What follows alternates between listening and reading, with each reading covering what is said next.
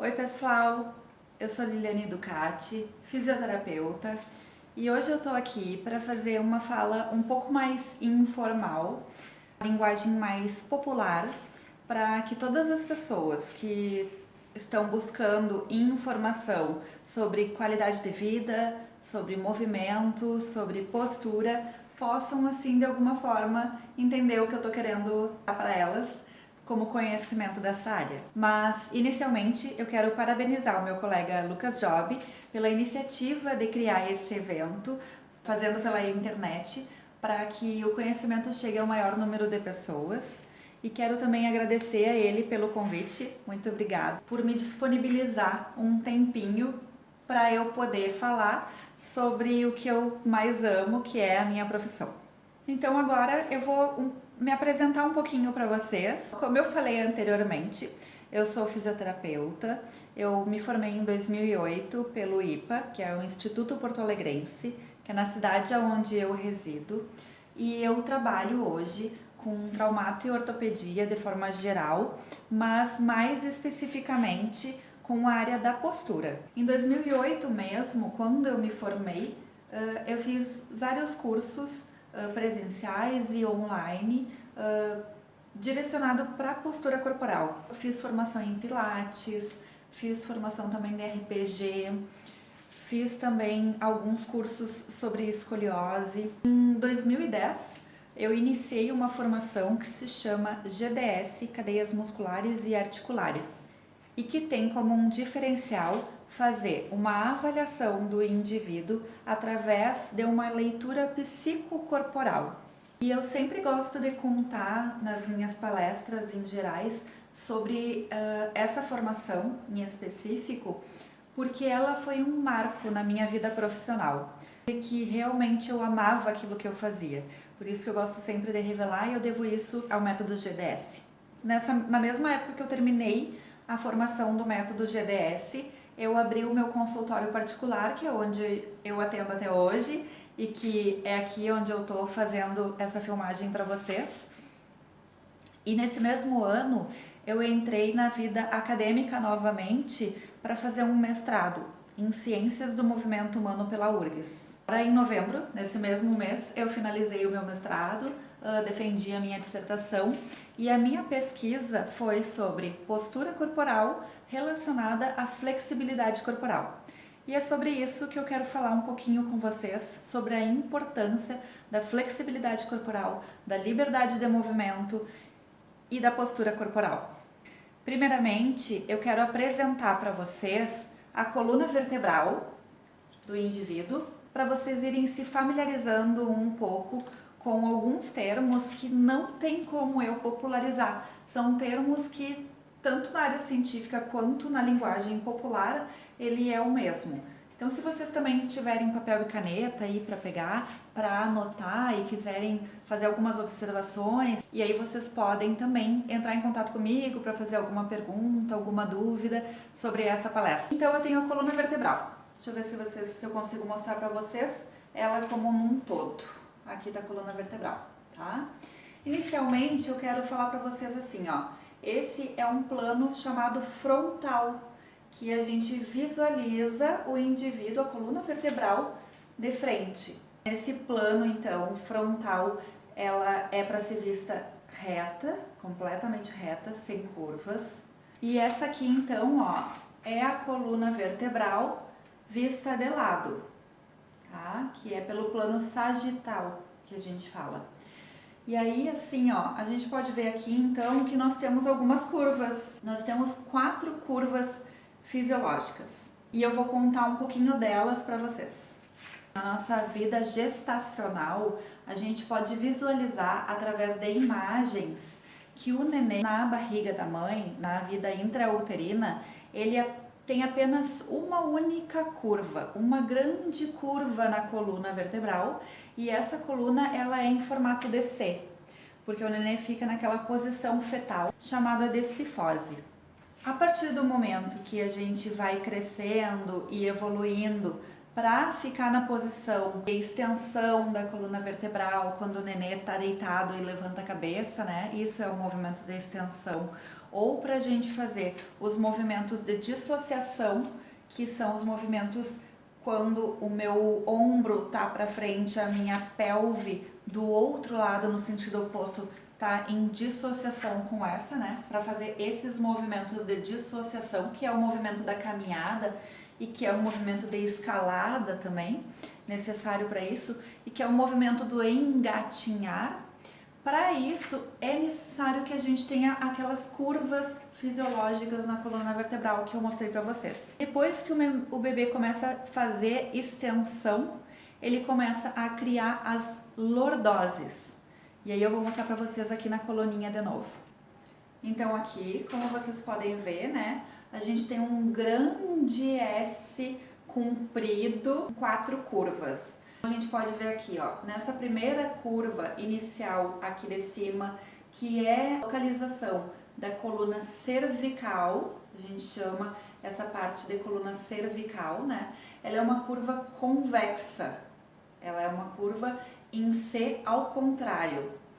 Depois, num segundo momento, a gente tem essa segunda curva aqui, grande, né?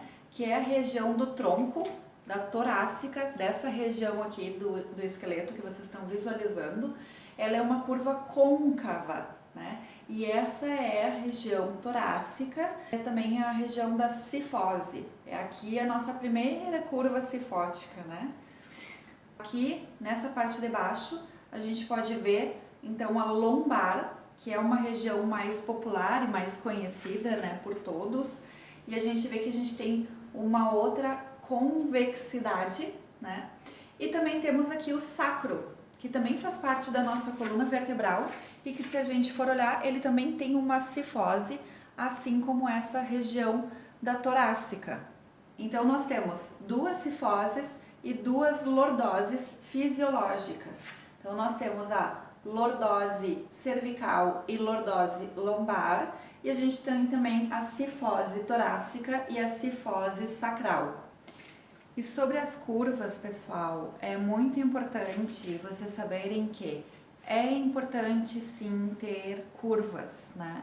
Frequentemente eu recebo pacientes que me dizem: ah, eu tenho uma lordose aqui, ah, eu tenho uma cifose aqui. E eu digo para eles: que bom que tu tem, né? Porque é importante ter curvas. O que acontece se a gente não tem curvas? Diariamente, nós estamos recebendo forças contrárias à posição em pé, né? Que é a força da gravidade. É uma força física e que está presente no nosso dia a dia. Então, ao longo do dia e com o passar dos anos, se a nossa coluna vertebral fosse reta, sem curva nenhuma, e a gente passasse o dia inteiro em pé ou sentado recebendo essa força da gravidade sobre a nossa coluna vertebral e ela sendo reta, então um eixo apenas com a força da gravidade iria achatar as nossas vértebras nesse sentido, em direção ao chão. E isso provocaria muito mais desgastes no osso e na nossa articulação da coluna vertebral. Então é importante sim termos curva para que, quando a ação da gravidade ela haja sobre nós, ela possa sim de alguma forma se dissipar através dessas curvas. Isso é uma lei física. É importante também vocês saberem é que nós temos 33 vértebras ao longo da coluna vertebral e que nós temos 7 vértebras cervicais, 12 vértebras torácicas, 5 vértebras lombares e 5 vértebras sacrais, mas elas são vértebras fundidas, como vocês podem ver aqui, né? Elas são unidas e no corpo humano elas também são unidas, essas vértebras. E a gente ainda tem o cóccix, que aqui na nossa coluninha a gente pode ver que ele tá fixo, né? Como vocês podem visualizar, mas que no corpo humano o cóccix ele é uma articulação móvel também. Então o cóccix ele tem movimento. A nossa coluna vertebral ela serve como um eixo central e ela é muito importante para o nosso corpo. Eu comecei por ela porque eu acredito ser ela um dos eixos principais da nossa postura. Ela é muito também importante para os nossos aspectos psicocorporais. E eu vou passar aqui para vocês agora um textinho sobre a simbologia da coluna vertebral para a nossa vida, a importância dela para o nosso corpo, para a nossa mente e para o nosso espírito. Arquetipicamente, abalar a coluna significa abalar o edifício inteiro. A coluna simboliza o eixo da pessoa, de suas simetrias e as suas dualidades.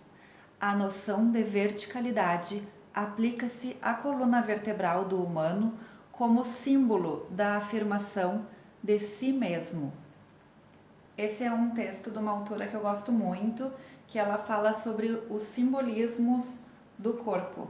A coluna vertebral, então, gente, ela dá suporte, proteção e estabilidade. Estabilidade para o corpo inteiro, como se o nosso corpo fosse uma árvore e o nosso tronco é o tronco dessa árvore, que faz a ligação dos membros superiores com os membros inferiores. Suporte no sentido de que nós temos na coluna vertebral discos, que vocês podem ver esses incolorzinhos aqui. Esses discos, eles servem como um amortecimento para o nosso movimento. Quando a gente está caminhando, quando a gente está correndo, quando a gente está longos períodos sentados, e proteção, porque a coluna vertebral, ela funciona como protetora da nossa medula, que corresponde ao nosso sistema nervoso central, e das nossas raízes nervosas, que correspondem ao nosso sistema nervoso periférico. Vou tentar mostrar aqui para vocês. Como vocês podem ver, tem essas coisinhas amarelas saindo aqui na lateral da coluna vertebral. Ó. Vocês estão vendo aqui esses raminhos saindo de dentro dela, são móveis, ó. Isso aqui, vou colocar lá de frente para vocês visualizarem. Aqui com o contraste da minha blusa fica melhor, ó, as raízes nervosas saindo de frente, tá? Vou virar ela de lado de novo. A mais posterior aqui para vocês visualizarem também.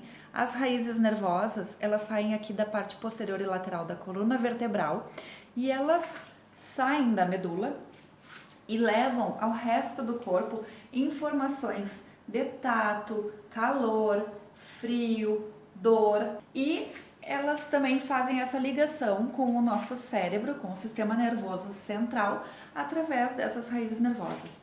E isso aqui, gente, que é o nervo. É isso que as pessoas falam assim, tô sentindo dor no nervo. Isso aqui é o nervo. Muitas vezes a dor ela é muscular e as pessoas acham que estão com dor nos nervos, mas na verdade não. Nós temos os músculos que envolvem tudo isso e nós temos as raízes nervosas que levam informação para as nossas regiões mais distais, como o meu dedo do pé, minha sola do pé, minha panturrilha, meu joelho. E a outra coisinha que eu já ia esquecendo de falar para vocês, que é a importância dessas curvas aqui, desse Szão da nossa coluna vertebral, é que elas são indispensáveis para o nosso equilíbrio e para a coordenação dos nossos gestos. Se nós fôssemos retos, sem curva nenhuma, a nossa coordenação também seria mais trancada, seria um movimento mais robótico e também os nossos gestos não seriam tão coordenados e tão precisos. Voltando agora um pouquinho então para a importância dessas curvas para o nosso corpo, e se a gente for relacionar as nossas cifoses como se elas fossem massas, porque também elas vieram por primeiro, as nossas cifoses, a gente pode ver que nós temos outras massas no nosso corpo, outras cifoses, como por exemplo o nosso próprio crânio, né? Ele é uma cifose, assim como a cifose torácica e assim como a cifose pélvica. As curvas de lordose, que é a lombar, e a cervical fisiológica, elas são as nossas intermassas.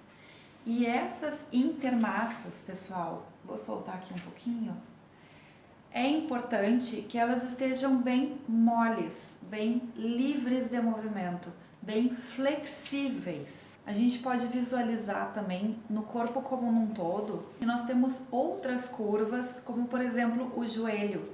E o joelho, ele é uma intermassa indispensável para a nossa flexibilidade, para a nossa estabilidade, para o nosso equilíbrio corporal. Lembrem, massas, elas podem ser fixas. As nossas intermassas, que são relacionadas às nossas curvas de lordose, elas precisam ser flexíveis. E no meu mestrado, a pesquisa foi relacionada à postura e à flexibilidade. E se vocês quiserem ver, eu tenho uma outra palestra aqui nesse mesmo evento que fala sobre a pesquisa que eu realizei no meu mestrado. E aí é uma linguagem mais científica, mas se vocês tiverem interesse, é só procurar em algum lugar aqui do evento que vocês vão encontrar essa palestra relacionando a postura com a flexibilidade. Eu pude ver, através da pesquisa que eu realizei no meu mestrado, de que a flexibilidade corporal, ela está relacionada à postura corporal e que ela é muito importante para a nossa postura corporal e para a nossa postura diária. E na minha prática clínica, agora não relacionada a um estudo científico, mas na prática diária mesmo, de atendimentos que eu faço, eu posso dizer para vocês que a dor, ela está relacionada, na grande maioria das vezes, à flexibilidade corporal, à liberdade de movimento, e que as alterações posturais, na grande maioria das vezes, elas se diminuem através da flexibilização, através de alongamentos que eu faço com os meus pacientes. Quando eu avalio um paciente e eu identifico que esse paciente precisa se flexibilizar e ter mais liberdade de movimento através de alongamentos, eu sempre digo para eles uma frase que eu utilizei num texto que eu criei há uns 5 anos atrás e que eu posso disponibilizar para vocês aqui também que estão vendo essa palestra, que é: o alongamento está para o músculo, assim como a escova de dente está para o dente. Ou seja, o alongamento nada mais é do que a higiene muscular necessária e diária para o nosso corpo viver saudável. Eu sempre oriento meus pacientes, primeiramente, com relação às nossas 3 posturas principais e básicas dos seres humanos, que é a posição em pé, sentada e deitada. Relacionado à posição em pé, o ideal, a postura ideal é ficar em pé, com os pés na largura do quadril, os joelhos levemente desbloqueados. E o que é um joelho desbloqueado? Um joelho desbloqueado é quando a gente está com ele flexível, levemente imóvel, que ele consiga oscilar entre pequenos movimentos. Um joelho bloqueado é quando a gente... Sabe quando a gente é criança e tem aquela brincadeira que o colega chega por trás e dá uma joelhada no nosso joelho posterior e a gente quase cai para frente? Isso é um joelho bloqueado. Ele está bloqueado, não está pronto para o movimento, ele não está pronto para sair em movimento. Então, voltando, a posição em pé ideal é pés na largura do quadril, joelhos relaxados, desbloqueados, mais oscilantes, que tenham uma liberdadezinha de movimento que vocês possam sentir, quadril mais equilibrado e que comece então a partir do quadril para a coluna vertebral e cabeça, uma tensão fisiológica que haja contra a gravidade e que não nos permita cair a favor da gravidade. Sabe aquela posição desmaiada, caída, relaxada, que a gente vê as pessoas na fila do banco, supermercado, na rua, na parada de ônibus, como se estivessem exaustas depois de um dia de trabalho? Essa não é uma posição ideal. E aí os meus pacientes me falam: mas ninguém fica assim. E eu digo para os meus pacientes: sim, essa é a posição normal. Pode não ser comum da gente visualizar isso na rua, no supermercado, na fila do banco, mas comum é muito diferente do normal. O comum hoje é ficar numa posição mais relaxada, que a gente visualiza na rua, no supermercado, na fila do banco. Mas o normal, o fisiológico, o necessário, né? O ideal é a posição essa, como eu acabei de falar para vocês. E aí, os meus pacientes me dizem: ah, mas eu não consigo ficar todo o tempo assim. E eu respondo: não é necessário a gente ficar todo o tempo assim. Por quê? Como diz a Madame Godelieve, que é a iniciadora do método GDS, aquela formação que eu falei para vocês, o importante mesmo é a gente ter liberdade de movimento e flexibilidade corporal. Isso é o importante. Então, o ideal é que a gente faça diversas posturas ao longo do dia, que a gente possa dividir o nosso dia entre a posição em pé, a posição sentada e a posição deitada, para que o nosso corpo se movimente e que essas posições elas possam passar pela posição ideal e também por posições que não são as mais ideais, mas como se a gente fosse fazer uma divisão por porcentagem. Vou dar um exemplo. Eu vou passar 1 hora do meu dia em pé. Essa 1 hora eu preciso dividir ela entre grande parte do tempo, podemos dizer 60% do tempo, na posição ideal, que é aquela que eu falei para vocês, e o restante desses 40% eu posso, num determinado momento, me posicionar na perna esquerda, num outro momento eu posso me posicionar na perna direita, num outro momento eu posso me posicionar sobre os dois joelhos, mas ficar com a postura mais relaxada, como essa mais comum que a gente visualiza hoje em dia na rua, né? Então, se eu puder dividir o tempo em que eu fico numa determinada posição por diferentes posturas, esse vai ser o melhor para o meu corpo. Então, a gente tem também a posição sentada. Qual é a posição ideal? O ideal é a gente sentar sobre os isquios. Eu vou pegar a coluninha aqui. O que são os isquios? A gente tem a região da pelve aqui, que é a articulação da sacroiliaca. E quando a gente vê o indivíduo de lado, nós temos esses 2 pontos ósseos na nossa pelve, chamadas tuberosidade isquiática. E essa tuberosidade isquiática, quando a gente senta e coloca a mão no bumbum e posiciona a palma da mão na tuberosidade isquiática, a gente consegue sentir ela. Se estiverem sentados agora, eu convido vocês a colocarem as 2 mãos embaixo do bumbum de vocês e vocês vão sentir a tuberosidade isquiática, que é essa região. Depois que vocês experimentaram isso, deixa o peso corporal em cima da palma da mão e vai retirando a mão vagarosamente pela lateral do bumbum. Vocês vão ficar com a tuberosidade isquiática de vocês mais presente, mais viva. A posição ideal é pés na largura do quadril, joelhos na largura do quadril ou um pouco além da largura do quadril, e a tuberosidade isquiática da pelve, que foi essa que eu acabei de apresentar para vocês, bem posicionada na cadeira. Quando a tuberosidade isquiática da pelve está posicionada no assento da cadeira, a distribuição das forças da gravidade na coluna vertebral, ela acontece daquela forma mais distribuída, que eu falei para vocês quando apresentei a coluna vertebral. E nesse posicionamento, a nossa coluna vertebral, ela consegue ficar com as curvas necessárias e fisiológicas para um bom posicionamento sentado. Novamente eu escuto dos meus pacientes: mas eu não consigo ficar todo o tempo sentado assim. E novamente eu repito, não precisa ficar todo o tempo sentado assim.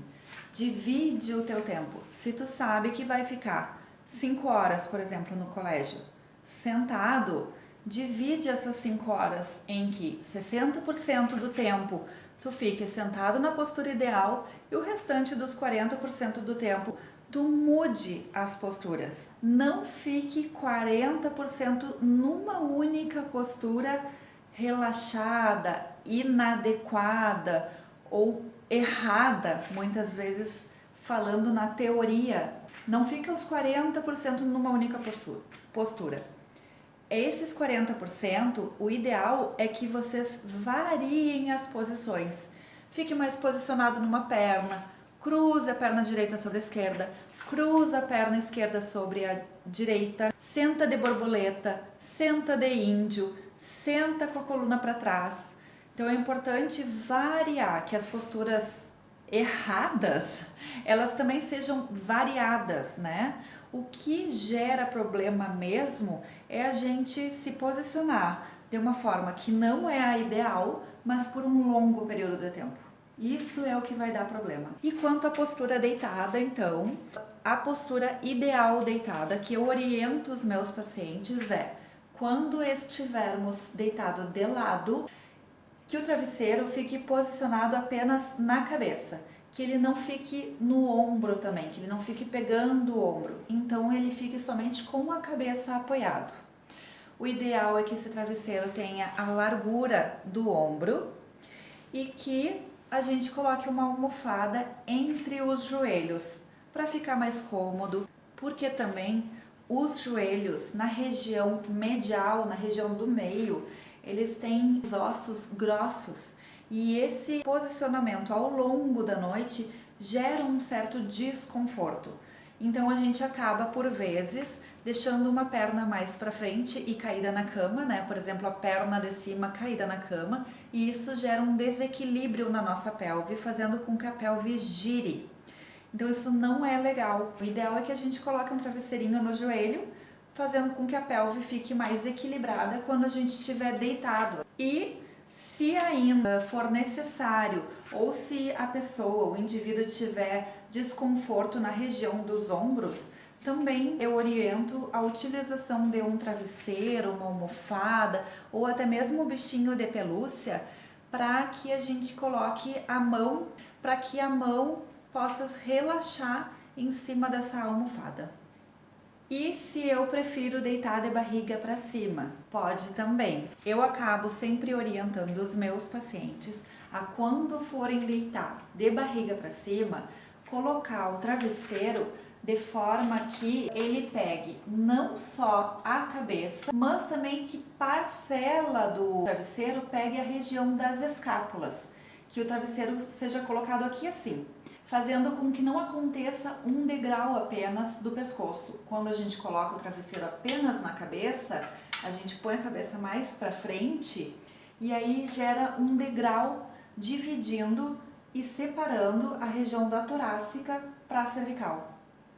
O legal é a gente colocar um travesseiro como num todo. E aí algumas pessoas podem dizer, mas o fisiológico é ter uma lordose na cervical. É fisiológico, isso mesmo.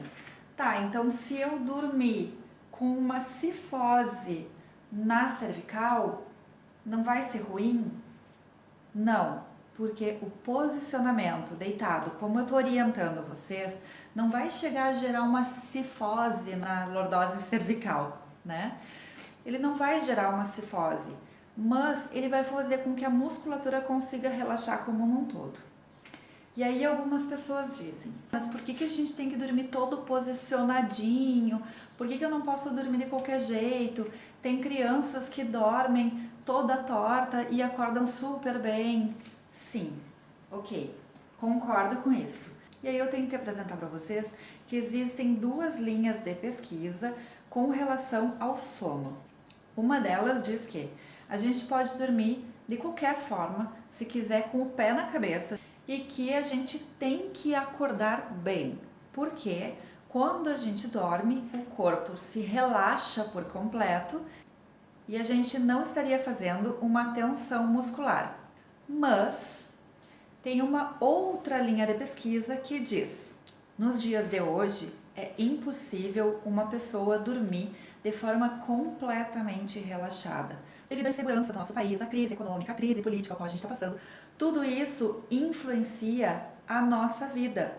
E também hoje em dia as coisas acontecem de uma forma mais rápido e normalmente, na grande maioria, as pessoas não estão dormindo o tempo necessário para o corpo se refazer.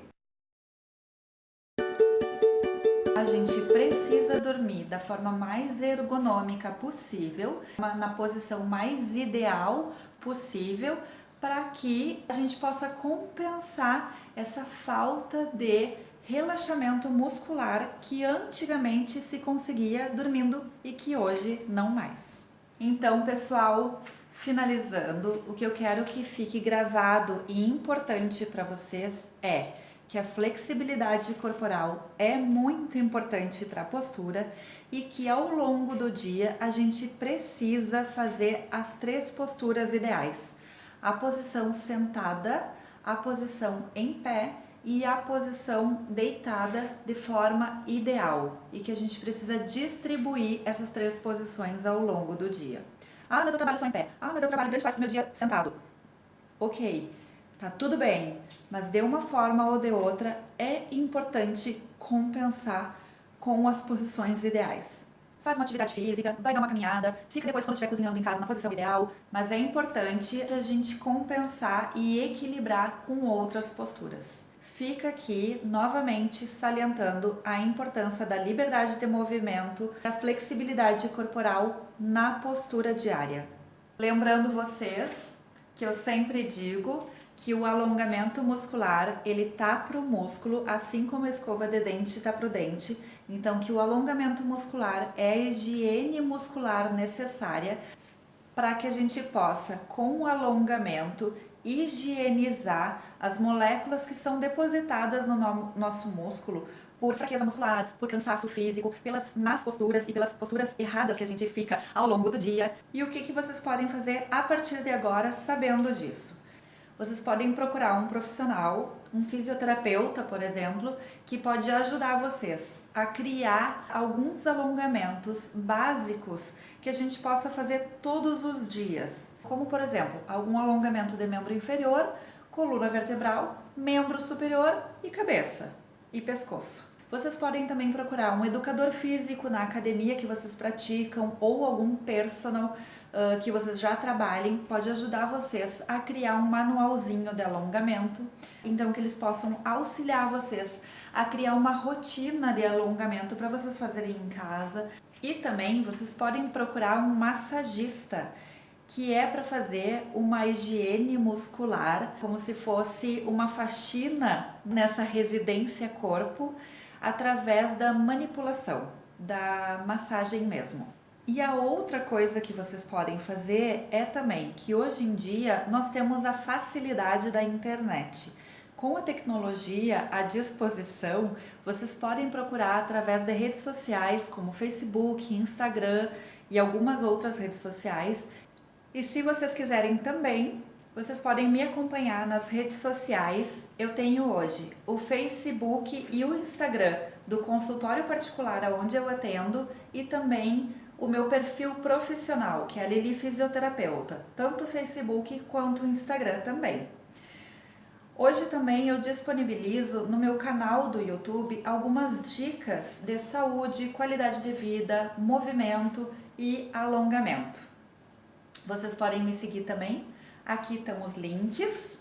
E se vocês tiverem alguma dúvida ou se vocês quiserem fazer alguma pergunta para mim, podem me procurar pelas redes sociais e também podem me enviar um e-mail, que eu vou deixar disponível aqui embaixo, se quiserem tirar alguma dúvida sobre essa palestra ou alguma outra coisa que eu possa ajudar. Novamente eu quero agradecer ao meu colega Lucas Job pelo convite, quero agradecer vocês por compartilhar o tempo de vocês aqui comigo e que eu possa de alguma forma ter colaborado para o movimento corporal de vocês, para a saúde, para a qualidade de vida e para a postura corporal.